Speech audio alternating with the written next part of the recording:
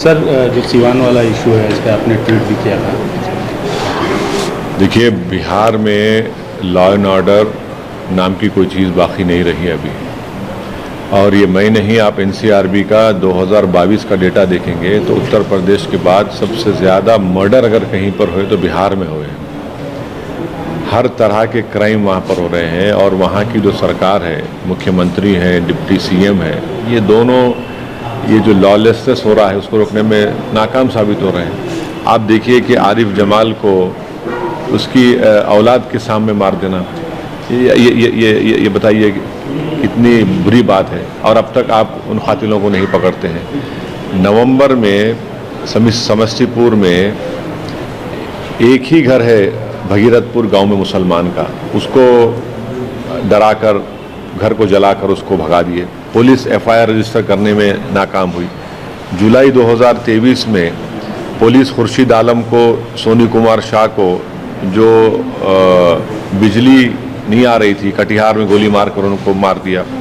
जून 2023 में मोहम्मद जहीरुद्दीन, एक 55 साल ट्रक ड्राइवर था, उसको सारण में मॉब लिंच कर दिया गया पुलिस की मौजूदगी में। खुद एक कैलाश महातो हैं, अप्रैल में बिहार के जेडीयू के लीडर हैं, उनकी हत्या कर दी गई। अप्रैल में रामनवमी प्रोसेशन हुआ, सासाराम में, नालंदा में घरों को लूटा गया। बेगूसराय में 2 माइनर गर्ल्स थी, 6 और 7 साल की, वहाँ पर इनसे होली के दिन कुछ बदतमीजी की गई। फिर धारवाड़ा विलेज सीतामढ़ी डिस्ट्रिक्ट में कम से कम 5 लोगों को पुलिस की मौजूदगी में से लाउड स्पीकर लगाए मस्जिद पर, तो आपने उनको मारा पीटा। नसीब कुरैशी है, छपरा बिहार में मार्च इस 2023 में उसको ग्रुप ने मुसलमान कहकर उसकी जान ले ली। ये तमाम आप देखिए। फिर एक सैयद सैफुद्दीन जो हैदराबाद का जयपुर एक्सप्रेस में मारा गया था, एक मदद नहीं की आप।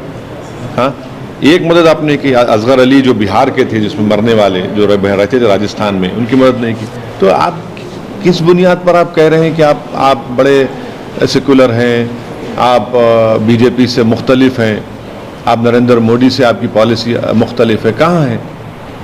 ये तो सब हत्याएं हो रही हैं, दिन दहाड़े मार रहे हैं और अब तक आप पकड़ते नहीं हैं।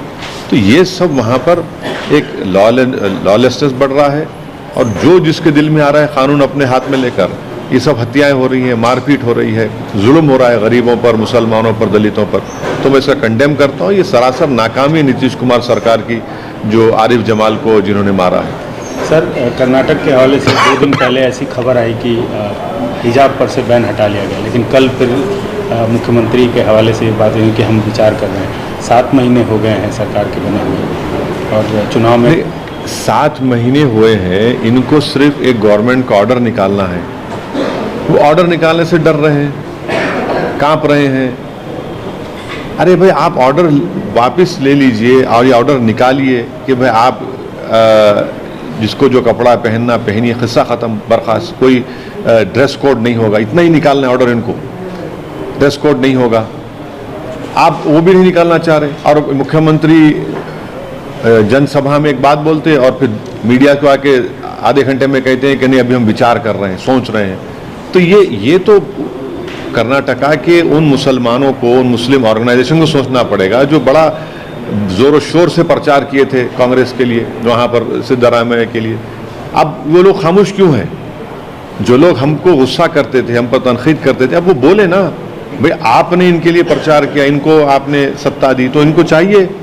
इनका मुख्यमंत्री एक मामूली सा ऑर्डर निकालने से पसोपेश कर रहा है, घबराहट महसूस कर रहा है, कंफ्यूज हो जा रहा है। जनसभा में एक बात बोलते कि जिसको जो खाना है खाइए, जो पहनना है पहनिए, और फिर फौरन एक आधे घंटे के बाद बोलते नहीं, अभी तो हम फैसला नहीं लिए। तो हम कर्नाटका के कांग्रेस सरकार से, सिद्धरामैया मुख्यमंत्री जी से ये डिमांड करते हैं कि आप फौरन अपनी सरकार से एक ऑर्डर निकालिए जिसमें ये जो हिजाब पर पाबंदी उसको ख़त्म करिए। भाई, हिजाब पहनकर भी लड़कियां पढ़ना चाह रही है, उनका तालीम मुतासिर हो रही है, उनकी शिक्षा मुतासिर हो रही है, और क्यों उनको आप रोक रहे हैं हायर एजुकेशन में तालीम हासिल करने से? सर, राजौरी और पुंछ में जो घटना घटी, देखिए, ये जो घटना घटी है ना, इसको जितना भी कंडेम करे कम है, क्योंकि पाकिस्तान से आए टेररिस्ट ने वहाँ पर हमारे इन 4 फौजियों की ना सिर्फ हत्या की बल्कि उनकी लाशों के ऊपर एक बहुत गंदे अंग्रेजी का लफ्ज़ है डिकैपिटेट कर दिया उसको। इतना बुरा उनका काम किया। हम ये पूछना चाह रहे हैं मोदी सरकार से कि भाई आपने तो बड़े बुलंदबान दावे किए थे कि 370 हट गया, अब कोई आतंकवादी पाकिस्तान से नहीं आकर हम हत्या नहीं करेंगे, गड़बड़ नहीं करेंगे। भाई सिलसिला ख़त्म ही नहीं हो रहा है। कश्मीरी पंडित को तकलीफ दी गई, वो कश्मीर छोड़कर जम्मू जा रहे हैं। अब हमारे ही आर्मी के 4 लोगों की लोग हत्या भी करते हैं। हत्या करने के बाद ये जो उनकी लाशों से जो हरकत करते हैं वो कंडेमनेबल है।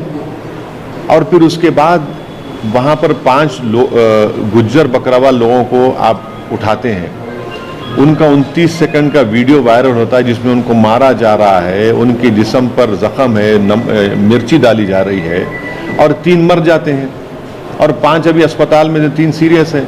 ये कैसा होता है बताइए। यही गुज्जर बकरवाल कम्युनिटी के लोग हैं जो हमेशा आतंकवादियों के खिलाफ लड़ते रहे और हमारी फौज का साथ देते रहे। आप उन्हीं को एलिनेट कर रहे हैं और सिर्फ कंपनसेशन दे दिए, नौकरी दी।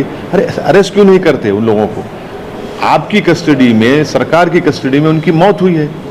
एक तरफ पाकिस्तान के टेररिस्ट आकर 4 सिपाहियों को मारते हैं, उनकी लाशों से इस तरह की हरकत करते हैं और हम जो है वो उस कम्युनिटी को आइसोलेट करते हैं जो हमेशा हमारे साथ ठहरी पाकिस्तान टेररिस्ट के खिलाफ। और नरेंद्र मोदी की सरकार ने एक गुज्जर बकरवाल को एक MP बनाया राज्यसभा में और फिर आप ये हरकत करते हैं। तो नुकसान तो किसका हो रहा है इसमें? हम ये दोनों वाक़यात की कंडेम करते हैं और सरकार से इसका डिमांड करते हैं कि उनको अरेस्ट किया जाए। और जब तक आफ्सपा रहेगा इन खातियों के खिलाफ कोई एक्शन नहीं लिया जाएगा। Sir, you have tweeted regarding Siwan incident. See the cold-blooded killing in Siwan of our party president is highly condemnable, and it is very disheartening and very painful that he was murdered right in front of his child. And as of now, when we speak, not a single arrest has been made. There is complete lawlessness in Bihar. I can quote you in November of this year in Samastipur, Bhagirathpur, there was only one Muslim house in a village. His house was burned. The police refused to file an FIR. In June 2023, Muhammad Zahiruddin, a 55-year-old Muslim truck driver, was lynched to death in Bihar, Sasaran district. He was killed in presence of cops in the presence of police. In April, Senior Janata Dal leader Kailash Mahato was shot dead in Katihar district. In April of 2023, there was a communal riot when Ram Navami Julus happened in Bihar Sharif, Sasaram, Nalanda. Houses were burned and 100-year-old madrasa was burned. In Begusarai, 2 minor Muslim girls were allegedly raped by a former sarpanch. And then in Bihar, Dharwara village in Sitamarhi district, Muslims were attacked because they had used loudspeakers on the masjid. Naseeb Qureshi was beaten to death in Chhapra, Bihar in March. And the people who killed Naseeb Qureshi, they said he was carrying beef. In Diha village in Gaya, a mob beat Muhammad Babar, Ruknuddin Alam and Muhammad Sajjad. Why? Because they suspected they are thieves. And later on Babar died, he succumbed to his injuries.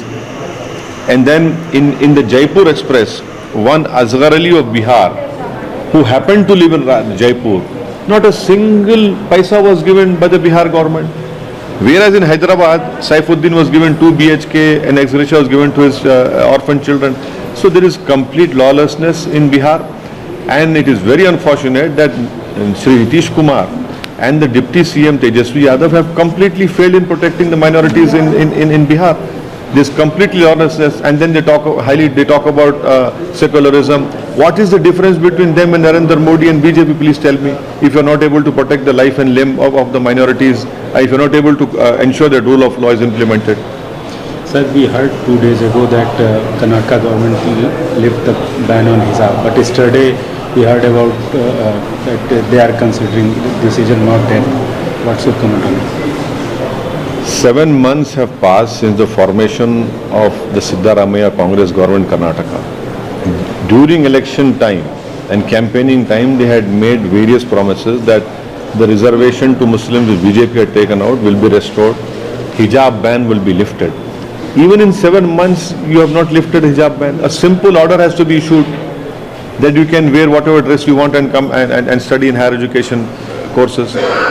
What is stopping this government from issuing that order?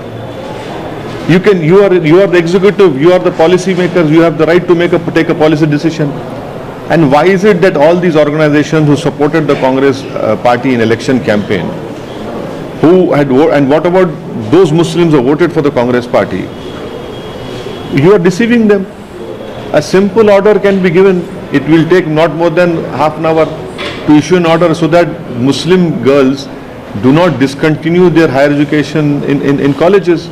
It is very unfortunate that it is the Congress party at the time of elections have used the Muslims, and now they don't want to take a proper decision. Why are they afraid? Why are they in confusion? Let them take a clear-cut decision so that the education prospects of Muslim girls are not destroyed. Sir, about Jammu Kashmir issue. What happened in Rajouri Poonch is highly condemnable. The way these Pakistani trained terrorists have entered and killed our soldiers, and then they decapitated the bodies of our soldiers.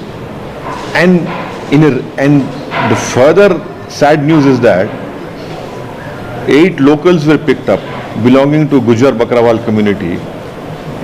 A 29-second video is out in public domain wherein they are being beaten up, and on their naked bodies someone is pouring a red chili on them, and they died. 3 people died. One of them is a 22-year-old Fayyaz who got married 10 months ago, and he has a handicapped brother to look after. What is it? This Gujar Bakrawal community has always stood with us. They have stood against the Pakistani trained terrorists to enter our country, and we treat them in this way. And out of those 5 who are being treated, 3 are very critical. It is highly condemnable. I mean, these Pakistani trained terrorists come and kill our soldiers, and then 3 people die in our custody. Why isn't the BJP government arresting those people responsible for these killings of these 3 people? The Narendra Modi government had claimed that after abrogation of 370, nothing is happening, everything is peaceful. How did this happen? Responsibility lies with the Narendra Modi government, and I demand that because of AFSPA, these killings will continue. Whoever responsible officer should be arrested immediately, and best medical treatment should be given to those 5 people who are very critical.